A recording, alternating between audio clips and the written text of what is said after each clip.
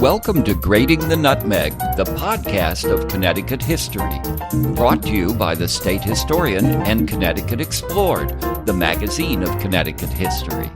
I'm Walt Woodward. In this episode, the Smithsonian's Eric Hintz reveals the key ingredients that make a place innovative and why he featured Hartford in the Smithsonian's exhibition Places of Invention in Washington, D.C., on view now through 2020.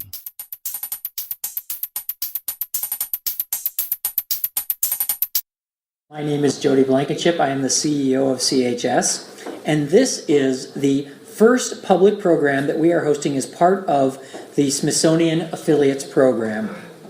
In addition to recognizing the high standard of work that we do here at CHS, the Smithsonian Affiliate Program allows us special access to scholars and curators of the Smithsonian.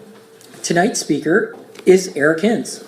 Eric is a historian with the Lemelson Center for the Study of Innovation and Invention at the Smithsonian's National Museum of American History. Tonight he will present research underlying Places of Innovation, an interactive, family-friendly exhibition at the Smithsonian's National Museum of American History. Hartford is one of 6 communities featured in the exhibition, and Eric conducted a portion of the research for the project here at the Connecticut Historical Society. And now, I'll turn it over to Eric.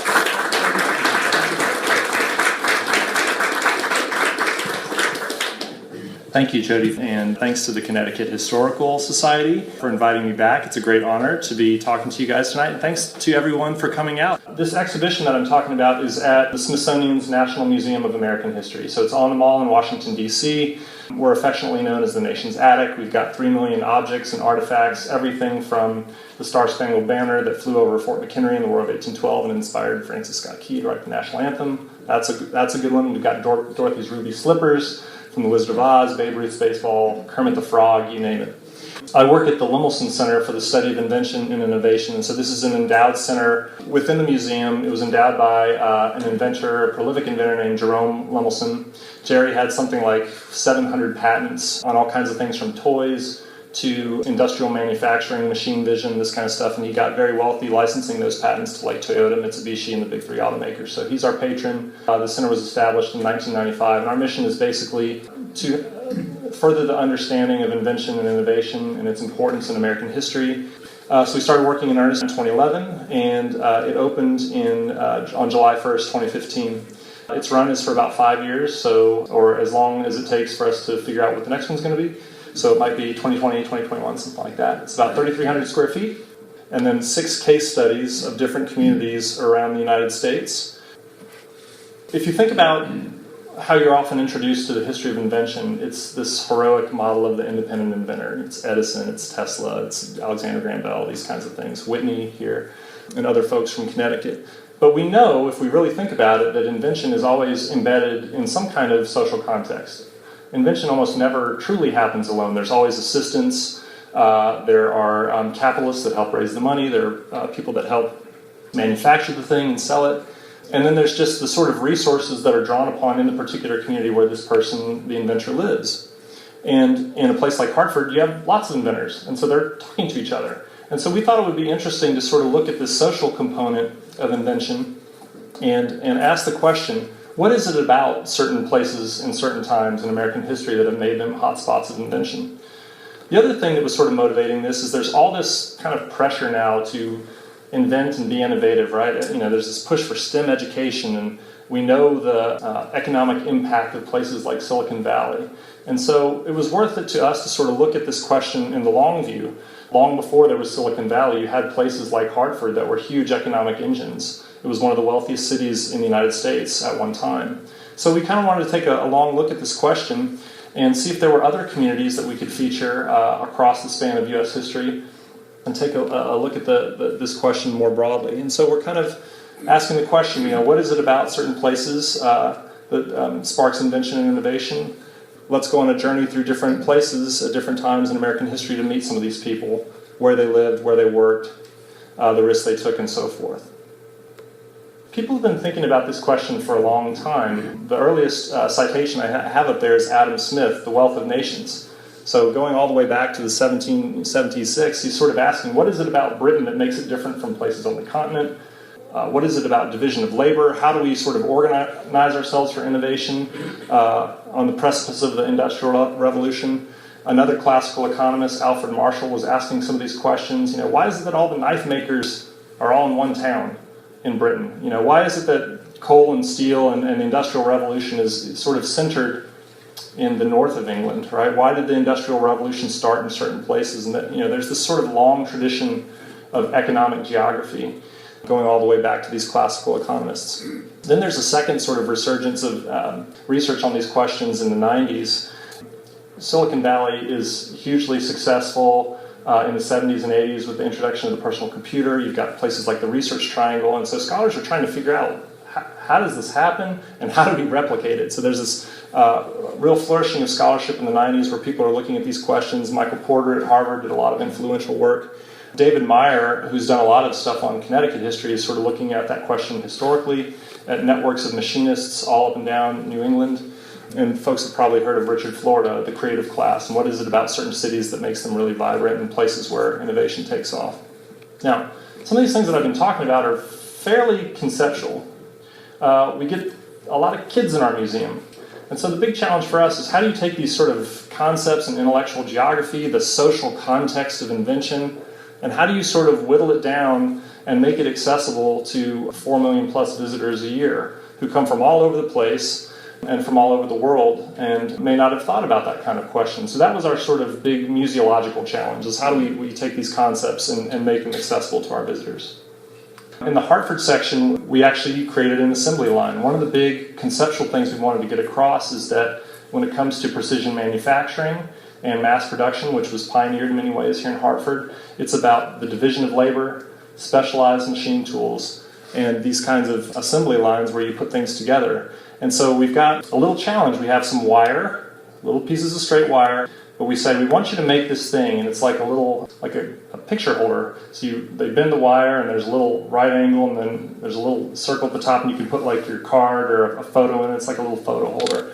Each of these jigs does something specific. The first one kind of makes the round bottom, and this does the right angle. And so you sort of get the idea of specialized machine tools and what it means to divide labor and things like that in a simple way. And it's really, really popular. We go through so much wire, and we find these little picture holders like all over the museum and even out on the mall. So the security guards hate us because they're like, there's kids poking each other, but it's mostly fine. We have kind of two videos running in each section. The first one is what we call Why Here, Why Now. This is kind of like the elevator pitch for why Hartford or Silicon Valley is important and what kind of things were happening there. And then the second one we call Connections, and that's trying to get across the idea that the folks in these places kind of all knew each other and how they intersected and how they switched jobs and how some of these connections and cross-pollinations happened within the confines of this particular place. We focused on a number of these, what we call 21st century skills, things like adaptability, collaboration, communication, risk-taking. One of the things that we found in Hartford is that the processes that you use for making a gun can be transferred to a sewing machine and a bicycle and an automobile and a typewriter. And that idea of transferable information or a technique was really powerful. And so we sort of asked the question, have you ever solved a problem in one area of your life by adapting ideas from others? How did we go about selecting the case studies? As I mentioned, there are 6 featured in the gallery. And this was one of the hardest things to do, and we had a lot of great meetings as we were putting together the exhibition. The first thing we realized is we couldn't be comprehensive. We wanted to start with some familiar places, but also some that were surprising. We also wanted to search for diversity. We didn't want, all East Coast stories or all West Coast stories. We wanted to try to have some geographic diversity, also temporal diversity. So our oldest case study is Hartford, and we're focusing on a period of about 50 years from 1850 to 1900. And the most recent one is from the 2010s. We wanted to also reflect the diversity of our visitors. And so we wanted to seek stories that could feature some diversity in terms of race and gender and things like that. But I put an asterisk there because one of the hazards of studying the history of technology and the history of invention is that it tends to be a very male-dominated field. And so this was a real struggle for us, and you'll definitely see that in Hartford. Unfortunately, it's pretty much all white men in terms of the history that we were able to present. We wanted to feature a range of technologies, not just computers. Our museum, when it was originally opened in 1964, was called the Museum of History and Technology. So it really had a technological basis in the beginning. And so we had a lot of great things to choose from for our collections, and so that was one of our points as well, is we really wanted to feature our collections, and where it made sense, some strategic loans from other places around the nation. And we also wanted to document an emerging 21st century place of invention and see what it might look like today to have an emerging place of invention. So we'll talk about Fort Collins, Colorado. The first one is Silicon Valley. And then we moved to the Bronx, New York with the birth of hip-hop. Medical Alley, Minnesota. This is Twin Cities. It's about medical devices, pacemakers, stuff like that. Hartford, which I'll focus on today. I worked on that one, as well as Silicon Valley. Hollywood, California in the Golden Age, focusing on the technology there, Technicolor cameras, animation, sound on film. And Fort Collins, Colorado, that's the emerging one, which has a lot to do around Colorado State University, inventions of sustainability and clean energy, batteries, things like that. The Silicon Valley section, really focusing on just about a 10 or 20 year, about a 20-year period, 1970s and 1980s, and that was strategic too, just to sort of delimit what we were looking at. So I knew that I could probably talk about the emergence of personal computing in that era, but I didn't want to get into the internet. I didn't have enough space. I don't talk about smartphones. I sort of look at this specific period. Have some great objects, everything from one of the first personal computer kits, the Altair 1975, the first mouse, looks like a bomb switch. It's one of my favorite artifacts, really cool. And then, it's hard to believe this, but it's been more than 30 years now. The Apple Macintosh, which I had growing up, is now old enough to be in a museum. So people love that. In this case, is really popular. So the Bronx, New York. I mentioned that in terms of choosing case studies, we wanted to make some surprising selections and also do some juxtapositions. So we very intentionally put the Bronx, New York next to Silicon Valley. Both of them are in the 70s and early 80s. If you think about Silicon Valley, it's West Coast, it's Stanford, it's highly resourced. If you think about the Bronx at this time, and if you've ever seen like The French Connection or Taxi Driver, right? New York City was a pretty gritty place at that time, and the Bronx was in pretty bad shape. And yet, out of that pretty desperate situation, it flourished this really amazing art form and some amazing technologies. The same hacker ethos, right? If you think about some of these hackers in the 70s and 80s in Silicon Valley that were taking things apart and putting them back together in different ways with computing, it's basically the same thing in the Bronx. They're taking apart musical instruments, putting them back together in new ways, and sort of hacking turntables and music players. So we have some great technological story to tell about hip-hop with mixers and soundboards and scratching and things like that. So we have some great artifacts. And one of the things that we learned, which I think is cool, is folks in the Bronx would actually hack into the street power, right? They would get electricity from the street lights, so when you actually scratch on the turntable, the lights flicker. It's very cool. And we have just great objects, Grandmaster Flash's Techniques turntable, Fab Five Freddy's boombox, some great artwork, a very similar do-it-yourself ethos in the Bronx as we find at the exact same time on the opposite coast in California. Scratching is a technique in hip-hop music where you put a record on a record player and it's playing, but then you actually put your hand on the record and like you intentionally drag the needle across the record to make a kind of sound, and that's like a musical element of hip-hop music. I mean, this was part of the innovations that they were creating in terms of being able to mix two different records playing. So I mean, if you boil it down, part of the technical innovation of hip-hop, but also the artistic innovation, is turning something that plays back music into something that actually makes music. They're turning a record player into an instrument. Medical Alley, Minnesota.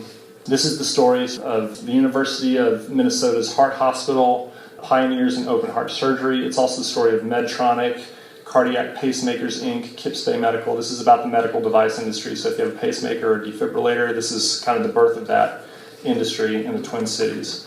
So we have some cool Medtronic external pacemakers, right? We think of this now, which is implanted, but they actually began external, right? You would wear kind of I don't know, like a bib or something that held the thing external, and they would do an external pacing before they got the components got small enough to actually implant it.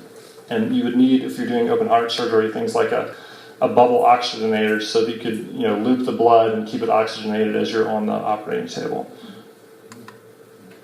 Hollywood, California, golden age. So the big object there is the Technicolor camera. And so we're talking about color, we're talking about sound on film and animation. Disney is kind of coming on board at this era. Camera used during The Wizard of Oz, and a piece of the script from The Wizard of Oz. And this is the moment where the film goes from black and white to color. And, we're not in Kansas anymore. And I just think it's wonderful that we have that artifact in the exhibition. Fort Collins, I mentioned we wanted to document an emerging place of invention. So as I mentioned, this is around Colorado State University, sustainability, batteries, clean energy. They also do a lot of brewing in Fort Collins, Fat Tire, New Belgium Brewery, this kind of stuff. And a lot of those breweries we found are like zero emission breweries. They're trying to be very sustainable in the way they conduct their brewing. They plant a tree and try to be carbon neutral and things like that.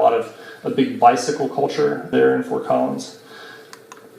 When you boil all this down, what does it mean? So what's the recipe? If you want to build one of these things, how do you do it? Well, it's not so simple.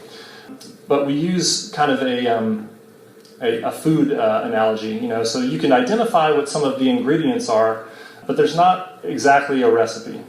So what are some of these ingredients? We found that geography matters, right? So we know and I'll say this when I talk more about Hartford, the Connecticut River plays a huge role in the development of Hartford. Clusters often have a long prehistory.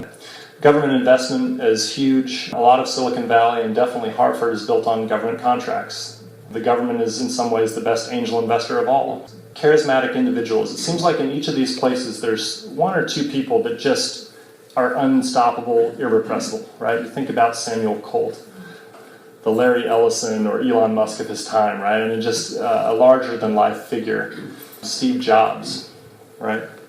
Knowledge base. We think about Silicon Valley, and we think about Stanford, or I mentioned Colorado State University, but sometimes the knowledge base is in a different form. So if you think about the Hartford mechanics, it's all about apprenticeships and learning on the job. In the case of the hip-hop section in the Bronx, Grandmaster Flash had been trained at a Votech. He was an electrician. So as he's taking apart these mixers and turntables, he actually knows exactly what he's doing because he's trained. So he has a knowledge base. One of the things that is characteristic of places of invention is the spin-off phenomenon.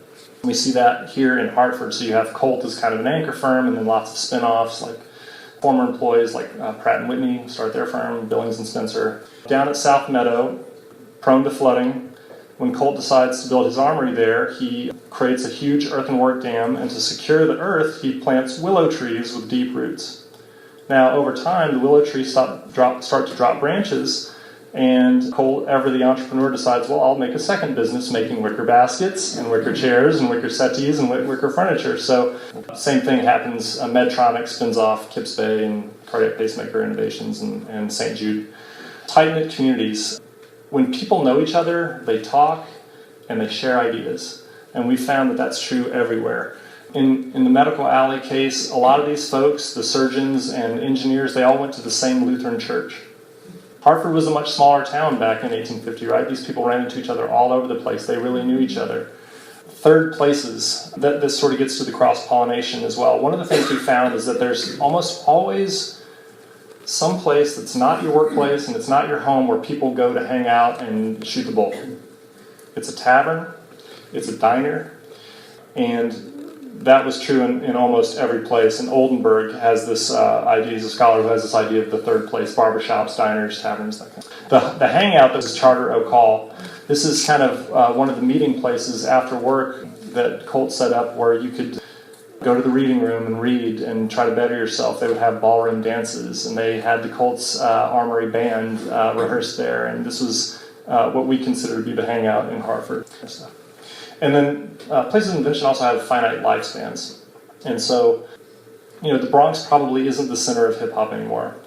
Hartford at one time was the richest city in America, not so much anymore, at least inside the city limits of Hartford. So, we can identify some common ingredients, but there's no recipe, right? I'm a historian, so I believe in historical contingency. These things could have turned out differently, right?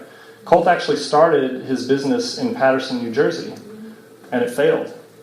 And so he comes back to Hartford. Well, what if he had actually made it in Paterson, right? Would we be talking about Paterson? I never want to say that there's a recipe because, I'm a big believer in historical contingency. And we certainly know that there are other places where people have tried to replicate these models and they just don't work. Why Hartford? The short answer is it's one of the birthplaces of precision manufacturing and mass production in the United States. People think Detroit and Henry Ford, but it really begins here in Connecticut and in the Connecticut River Valley at places like Springfield Armory and at the Colt Armory. Two of the reasons we love Hartford, right? It's kind of a surprising story. If you're only sort of driving by on I-91, you might not think of Hartford as a place of invention, but there's a deep history here that we can tell. Temporal, it's the oldest case study, right? We're going back to 1850. We get to show a range of technologies, and we have a lot of great stuff from our collections that we can showcase. The tagline is, "Factory Town puts the pieces together in explosive new ways." Everything from guns to bicycles to sewing machines to cars. Situating Hartford geographically, and looking at the prehistory of this a little bit, Hartford is situated in a great place. It's on the river. You have access to New York City and the entire Atlantic world. You're also, once steam comes, the railroad halfway between Boston and New York. And it's just a generally vibrant place of invention across the state. And in fact, it was the highest per capita patenting rate of any state for many, many, many years, from 1790 to 1930. So, statewide, this was a hot spot, not just in Hartford. And that is reflected all through the exhibits here. Okay, the river is key, right? So I don't want to be a geographic determinist, but as I said, Hartford doesn't exist except for the river, right? Long before manufacturing, it's about trade, and it's about agriculture, which I'm reminded of every time I drive past the tobacco drying sheds from the airport. In many ways, the insurance and banking industry come up first. You have to protect your shipments, that's insurance.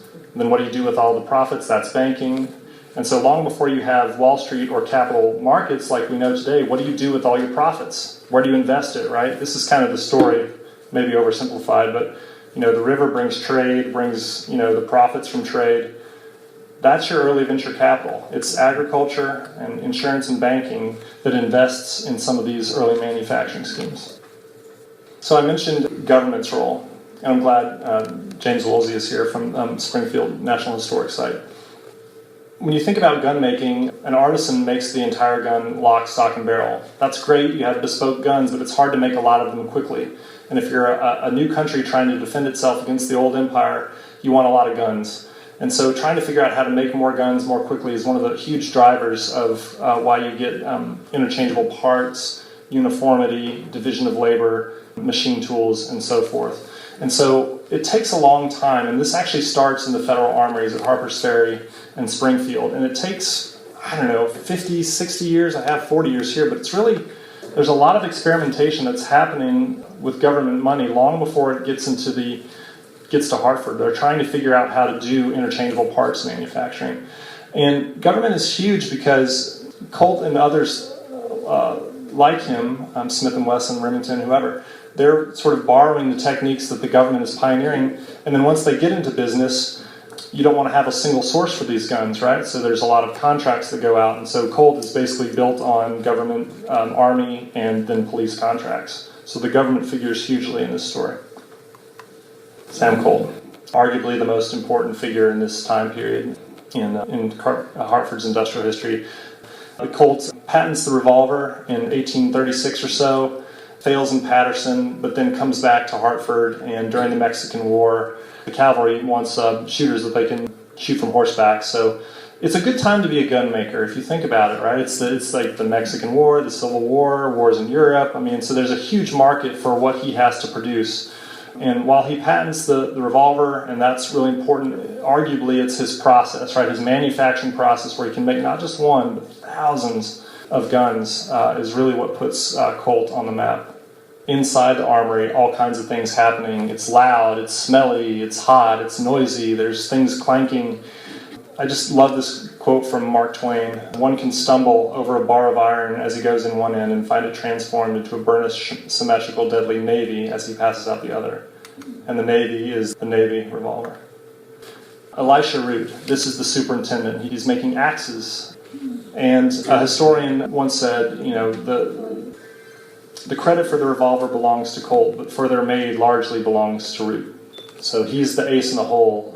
Colt is kind of the outside guy. He's schmoozing the generals, selling the guns, right? Root is the inside guy. He's making it happen on the factory floor, and he's a genius. He really designs a lot of the specialized machine tools that are at work on the floor. Here's an object that we borrowed from Dave Corrigan and Dean Nelson at the Museum of Connecticut History. These are the inspection gauges, right? So it's not just about cranking the thing out, but it's about quality control. So you have to compare your piece against the Platonic ideal. So part of what's so impressive to me about Colt is not just the revolver, not just the factory, but it's the comprehensive vision of what he had for Coltsville and this whole industrial village. Here's the earthenwork dams. There's the willow trees, the factory and the Onion Dome we all know. There's the offices. Got a little port here, right? Raw materials in, guns out. Workers' housing, Church of the Good Shepherd. Baseball field. All right, what do you got to do after hours? And then there's the mansion Armsmere up here. Colt dies in 1862 at the height of the Civil War. There's an armory fire, he rebuilds it. But I'm just impressed with, it's not just the factory, it's everything else, which is so interesting to me. Here's an image I ripped off from Dave Corrigan. The genealogy. Talked about a knowledge base, right? They called Colt's armory the College of Mechanics because Root was a genius, and all these mechanics would come to work from him and learn the techniques of precision manufacturing. And then in this spin-off phenomenon, they would sort of learn what they were doing and then go start their own firms. And you can kind of get a sense of this from this drawing. And this quote from David Hounshell talks about how folks like Francis Pratt, Amos Whitney, Fairfield, Spencer, Billings went off to start their own firms, and we recognize those names.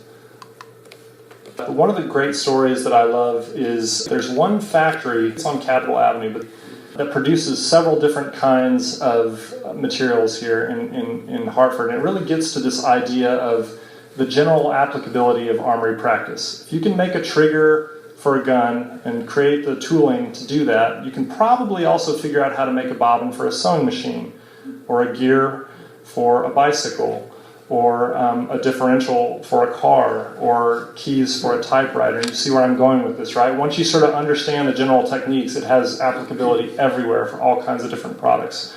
This particular factory housed several different firms that made everything from guns and tools, Robbins and Lawrence, Sharps rifles, Weed sewing machines.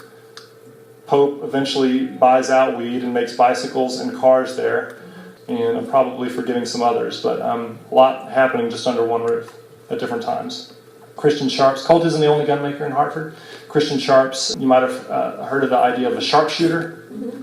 That's Christian Sharps. I guess he had a very good gun. We have the patent model that he, back in the day, you had to actually submit a model to the patent office. There's his patent model from our collection.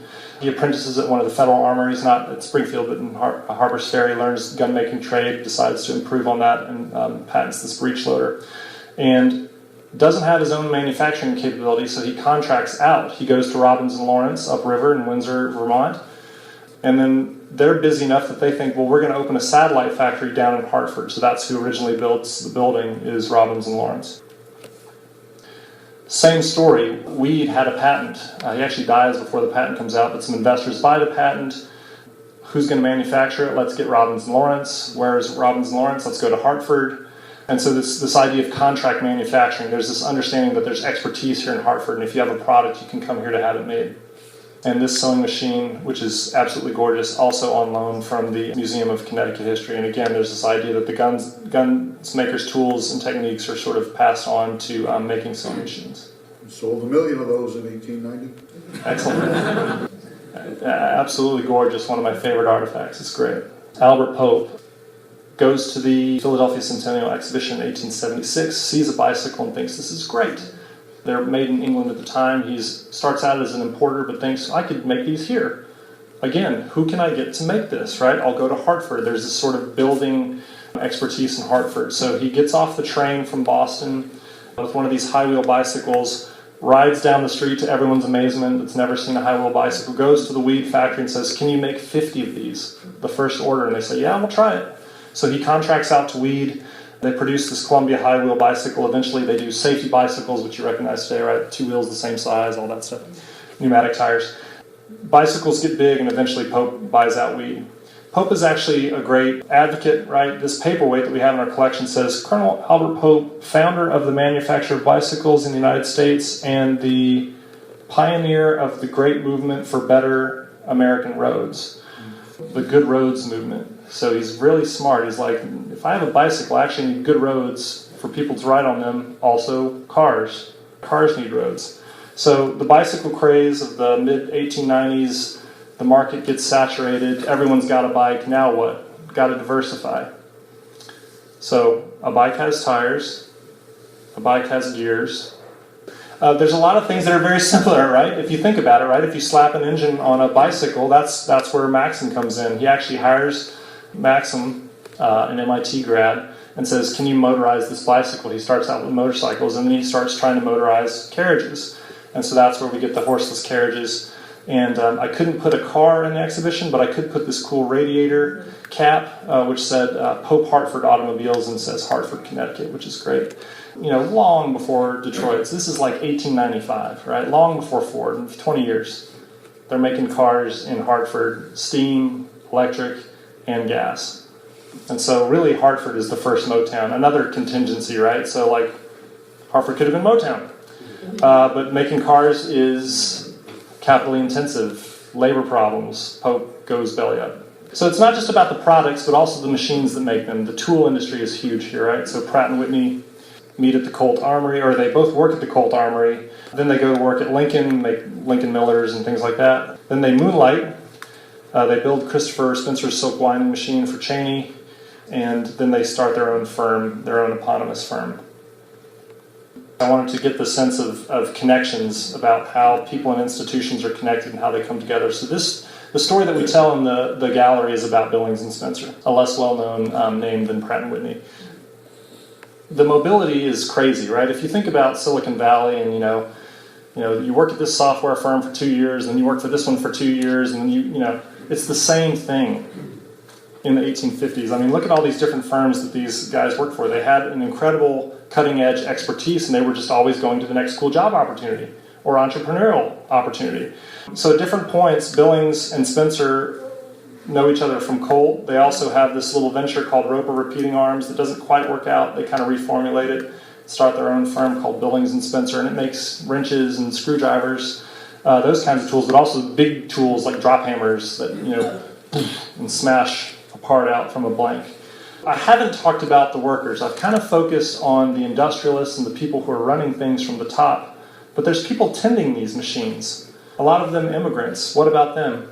This is one of my favorite photos in the exhibition. It's an unknown trombonist. Dave and I have wondered about this, right? Who this is in the Colts Armory Band. Working on the machine, the factory floor is smelly, loud, hot, dangerous.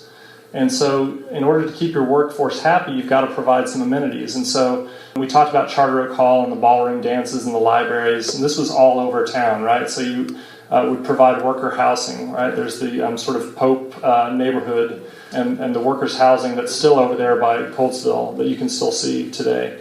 Pope Park, you want to keep the families happy and keep them coming back to work even though the conditions are dangerous.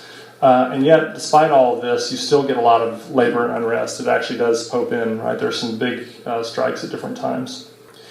The last inventor I should talk about is Mark Twain, which I had no idea about until I started researching Hartford. So in addition to being one of the greatest humorists and authors in American history, he also has 3 patents. There's a publishing industry in Hartford, but he comes to visit his publisher, gets a tour of the Colt Armory, and you saw the quote, he wrote about it. And he's so impressed that he actually moves to Hartford, not too far from here, stone's throw, right? Writes many of his classics. One of the coolest things was getting a tour and seeing the little writing desk in the billiard room where he wrote all his classics, and it's just amazing. Connecticut Yankee and King Arthur's Court, right? It begins with, I was the superintendent at the armory, right? The protagonist is one of these mechanics, right? I mean, it's just amazing. And he held patents on a sort of garment strap, which you can think of as kind of like a suspenders, this self-pasting scrapbook, and a kind of history, a trivia game. So, yay, history. But he loses his shirt. He goes from inventing to, he actually made some pretty good money on the scrapbook, but he starts to become an investor, thinks he can revolutionize publishing, invests in the page typesetter. It's a huge boondoggle, loses his money, and has to move from Hartford, go back on book tour in Europe to try to raise some money. To succeed in business, avoid my example. I'm going to gloss over several decades here, right? So I mentioned that our exhibition sort of focuses on the period from 1850 to 1900. But we know that innovation continues in Hartford, right? Both Royal and Underwood set up here. Pratt & Whitney, of course, diversifies into aviation. There's this great aerospace industry here with Pratt & Whitney, Sikorsky, now UTC. So I'm waving my hand of 50, 60 years, and then all of a sudden here we are, sort of in the post-war era, in decline. And I hope you'll correct me on some of these finer points, but from what I understand, part of it is in deindustrialization, but there's some other points here.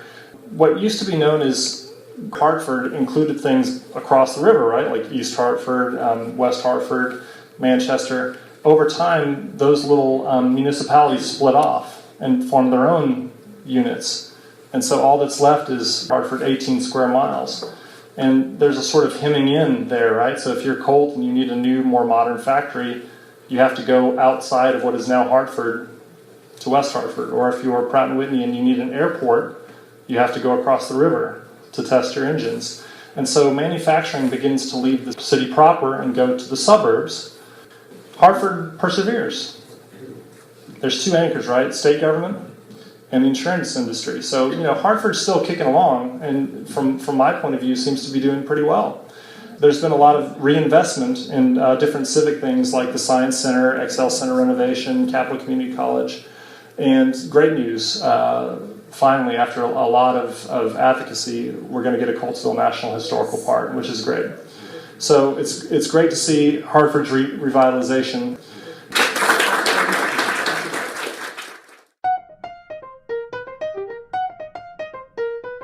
Thanks for listening.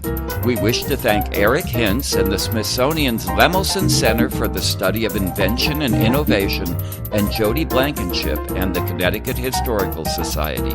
This episode was produced by Elizabeth Norman and Patrick O'Sullivan. And thanks for being part of the Grating the Nutmeg family as we celebrate our first anniversary. Stay with us for more authentic and fascinating stories about Connecticut history in 2017.